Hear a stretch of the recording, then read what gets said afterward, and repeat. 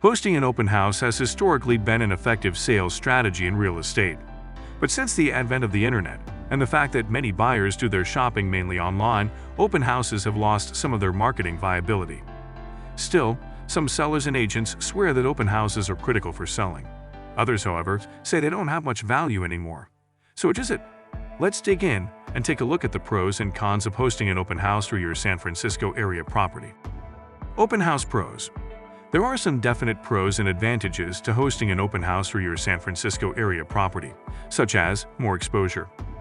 Open houses accommodate more than just prospective buyers. It is important to remember that there are three people you sell a house to. First is the real estate broker community. Second is the direct buyer community, and finally the bank. Yes, online marketing is important today, and traditional marketing methods work, but it never hurts to have even more marketing exposure. And that's just what an open house can do for you. Open houses can give extra exposure through online search engines like Redfin when filtering for open houses this weekend. Browsing opportunities. The internet may be the fastest way to find a home, but nothing overcomes walking through a house and seeing it firsthand. Have you ever been to an open house that does not look at all like the photos? For example, when too much Photoshop is done and not even the wall colors are the same? Yes, this is why potential homeowners need to go see a house before making an offer. Besides, a considerable number of people don't make appointments until they are really ready to buy a home. They enjoy the benefit of just attending an open house. An interesting fact is that the National Association of Realtors found that 4% of home buyers found the home through an open house sign. Convenience for potential buyers and sellers. One big pro of an open house is that it is convenient for both potential buyers and sellers. Open houses are often a place where a potential buyer can drop in from the street and get your house more visibility. The planned open house on a weekend can also be convenient at times for sellers. So sellers can block off a few hours in the day and ask anyone interested to come at that time. This way, if you are working remotely on the weekdays, you won't be constantly disturbed by people walking through the house. Open house cons.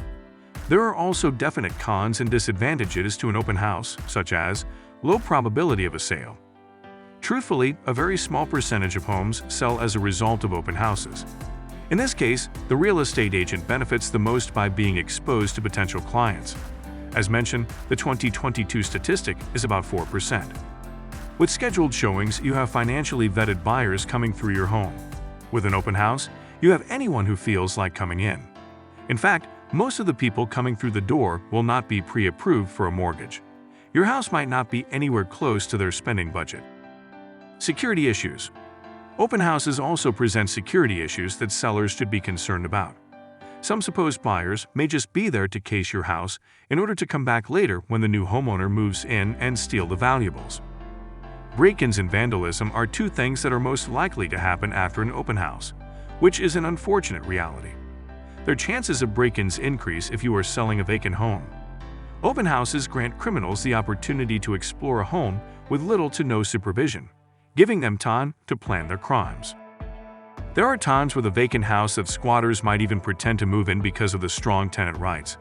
The squatters would do things like changing the PG&E bill and Recology bill to their name, and even write up a fake lease, then asking for the owner to pay them to move out. There was even a recent move-out payment, known as buyouts in 2022, of over $400,000. Believe it or not, most of the theft that takes place is during the open house. When there are multiple parties are in a home at the same time, it is impossible for a real estate agent to watch everyone. It's very easy for a criminal to come in and take something of value. Curious neighbors and window shoppers. The unfortunate truth about an open house is that most of the attendees won't be anywhere close to serious buyers, mostly just curious neighbors and window shoppers. Open houses are known to attract inquisitive neighbors who basically want to see your house and compare it to their own.